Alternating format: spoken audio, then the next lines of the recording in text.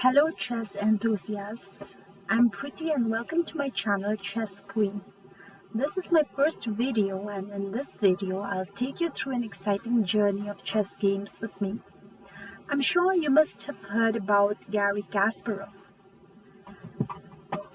Garry Kasparov is a Russian chess grandmaster, former world chess champion. He's also a political activist and writer. His peak FIDE chess rating is of 2851 achieved in 1999 and was the greatest recorded until being surpassed by Magnus Carlsen in 2013. From 1984 until his retirement from regular competitive chess in 2005, Kasparov was ranked the world's #1 player for a record 255 months overall. Kasparov also holds records for the most consecutive professional tournament victories and chess Oscars. So that being said about Kasparov, a brief introduction. Today I'll take you to a very interesting game and which I've taken from the book Garry Kasparov's Greatest Games. Now, this game which we are going to discuss today is game number 22, Champion of the World Team Style.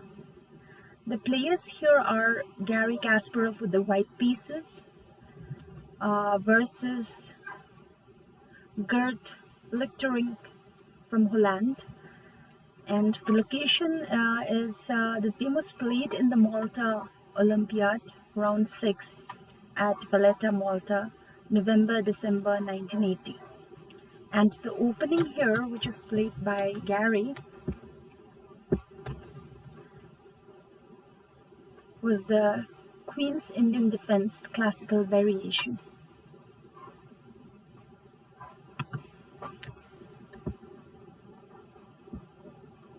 So, and the lesson here, what we'll be learning from this study is that we will be able to use the whole board.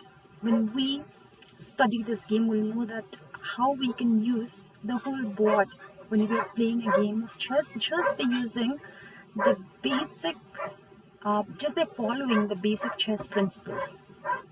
Now we know that one of the difficult aspects of chess strategy is the need to simultaneously focus on an alternative attacking goal, while at the same time making use of the center board.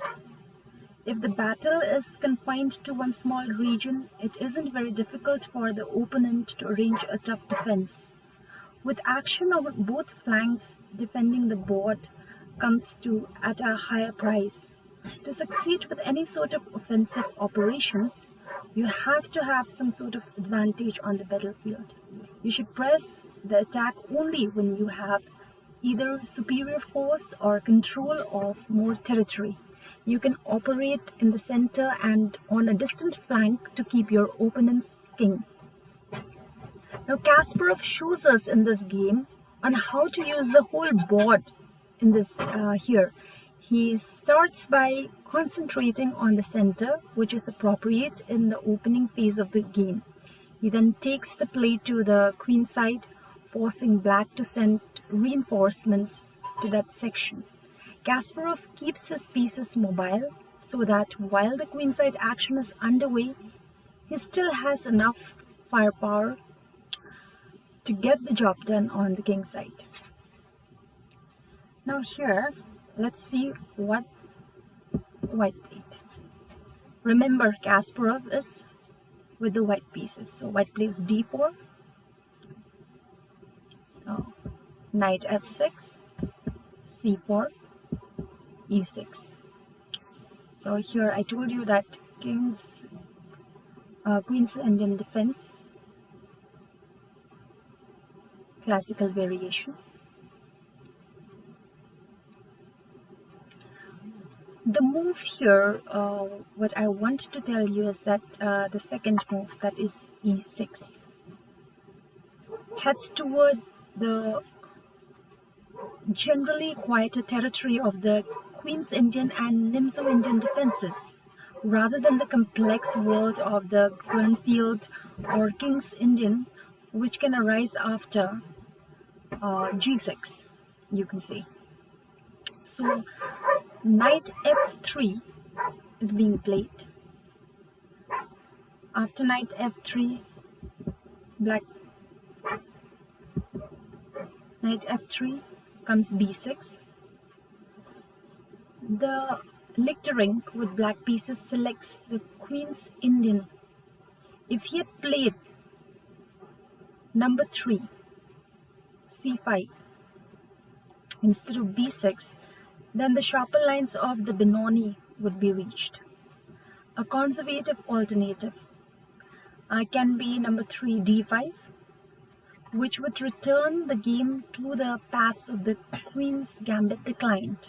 So I hope you understand the different variations that I'm talking about here in this position.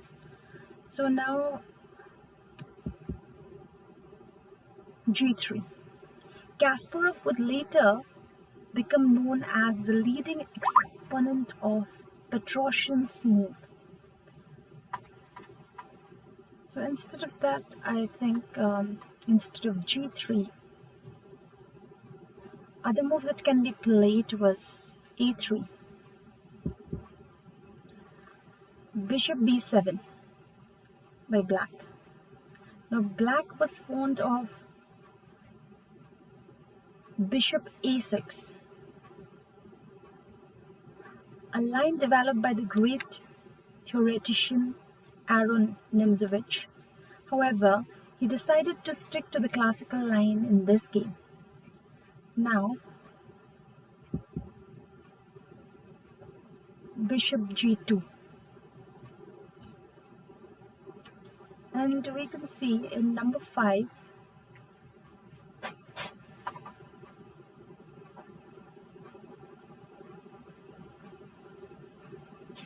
white played Bishop G2,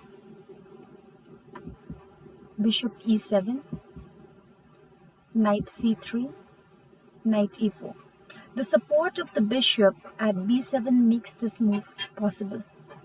White must now decide whether to capture the knight, if not the question of whether to allow the doubling of the e-pawns after black captures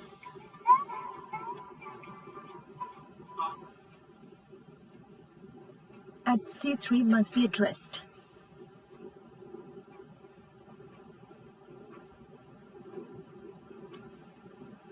Now number 7, Bishop D2.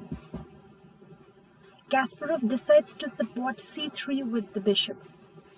Of course, black can now capture it, but that is rarely done as it's not particularly effective at D2.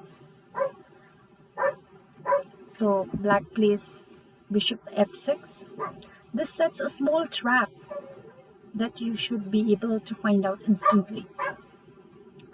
So Bishop F6, the knight at F3. Just look at the knight at F3. The knight at F3 must stay in place, as otherwise the bishop at G2 might be vulnerable. So, castle. The other side castles. Instead of that, instead of castling, white could have played rook c1, which would allow bishop into d4, and then and because of that, knight takes d4, knight takes c3 simultaneously attacks the bishop at g2 and the queen at d1. And after black played rook c1, after black castles, rook c1 comes. This is the proper destination for the rook. Look at how Kasparov is putting the pieces in the accurate squares. using simple principles, developing all the pieces, coordinating with all his pieces. So this is a very interesting game and a great learning experience for us. This is the proper destination for the rook at c1. The c file is closed now, but can be opened up later. Black's pawn at c7 is defended only by the queen, which eventually will have to tend to other duties. So this is a potential weakness. Now, c5. Black often pushes the pawn on d6 instead. But after white advances the d pawn to d5, the position favors white here. So, d5. Kasparov crosses the central line. The game now opens up a bit as some pieces are removed from the board. So, that comes with e takes d5. Then, c takes d5. Knight takes d5. Knight takes d2, d6. Now, black seems to have set up a pretty good defense. The knight at b8 has yet to be developed. The pawns at d6 is backward, and white has control of a bit more space, but black has the bishop pair and good prospects to play on the queen side. Kasparov takes the initiative and demonstrates that his own kingside chances are not to be ignored. Now, what happens after this? Knight de4. Wow. The king takes up a powerful central post, attacking black's bishop at f6. So, rook e8. Rook e8. Black correctly decides that if he retreats the bishop, he might just get blown away on the king's side, but the move he chose was not best. Yes, the rook does occupy a natural position at e8, but it would have been better to mobilize the queen side with knight a6. What do you say? Now, queen d2. The rook can see each other now. That is the basic principle, isn't it? Now Kasparov has completed development and is ready to do battle on any side of the board. So, after that, a6. Kasparov was threatening knight b5 with intense pressure on the pawn at d6. So black prevents this plan. However, the move does loosen up the queenside pawn structure, a weakness that will be exploited in fine fashion. Black later claimed that he should have moved the queen to e7 here, but okay. Kasparov considered that square more suitable for the bishop. After that comes brilliant b4. This temporary pawn sacrifice must have come as quite a shock. The point is that if the pawn is captured, it will be recovered before long, and the remaining black queenside pawns will be extremely weak. So, b7. Black remains on the defensive, but none of his pieces are in a position to do anything more active. So, instead of that, you can see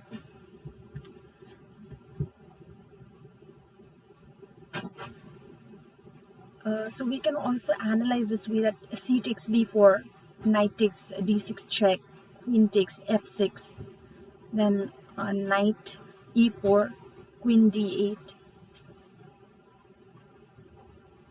So after that, queen takes b4 is almost indefensible for black. But here what happens is that b takes c5, then b takes c5, queen f4. This is awkward for black to meet. The knight on b8 would like to get into the game, and only d7 is available for that purpose. But now If the knight goes there, the pawn at d6 would fall. So you can understand now what is going on in Kasparov's mind. So here, queen c7. This was played so that the knight could get into the game. But playing your queen on the same line as the enemy rook is always risky business that you have to understand. Now, knight a4. There is an immediate threat of knight takes c5 since the pawn at d6 is pinned by the queen at f4.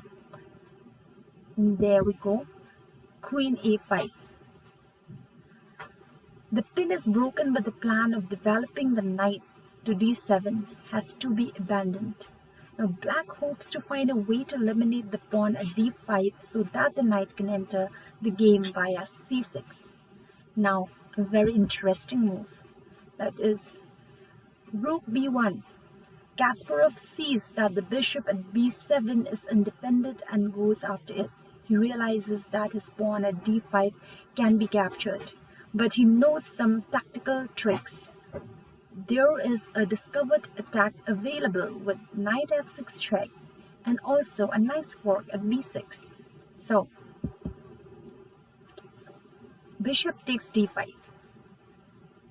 So we can also assume rook a7, knight takes d6, bishop takes d6, queen takes d6, queen takes a4, gives black a knight for a pawn, but again, if queen takes c5, not only delivers white a second pawn, it also attacks the rook at a7, making it impossible for black to safely hold on to both the rook and the bishop at b7. So knight goes to b6. The simultaneous attack on e8 and d5 forces black's hand. So after that, bishop takes e4, bishop takes e4, rook a7, knight c8. This is a tremendous move, forking the rook at a7 and bishop at e7 while also launching a discovered attack against the knight at b8. In addition, the pawn at d6 is targeted. Black simply can't cope with all the threats even if the knight is captured. Number 22. In move number 22, knight goes to c6. Or on 22, rook takes c8 would be a better one. Queen f5 threatens not only the rook but also checkmate in two moves with queen takes b7 check, rook c7, rook takes b8, rook c takes c8, rook takes c8, rook takes c8, and then queen f5 is a variation on the same theme. But again, knight takes a7, knight takes a7, bishop d5. After this, black was forced to resign because he was down material and facing even worse after the rook gets to b7. So this is a very interesting game that everyone should study and analyze deeply. And as I even mentioned and explained the variations, you can even check the variations and learn by yourself as to what could black have, what was the best move that black would have played. So I have explained all the possibilities in this position, and I hope you will be able to understand and also find this game very interesting. And if you're finding it productive, then I'll be bringing up new videos on the other games of Garry Kasparov that he played. So I'm planning to make a video on 2 for the price of 1 on that topic. Like in that topic, I'll be explaining to you how you can prepare your opening moves, and that is also a very interesting game played by Garry Kasparov versus another grandmaster, and it was played in 1981. So with the semi-Slav defense. So this is the first video that I have started. So I hope you all liked it, and until then you keep practicing, and please don't forget to like and subscribe. I'll be bringing more videos that will help you to understand chess tactics, and sometimes I will also go for some challenges. In those challenges I will challenge some random players for rapid games and explain to you the moves and the possible threats, and also we will be learning about many of the tactics with the themes in the days to come. So until then, keep practicing and have fun.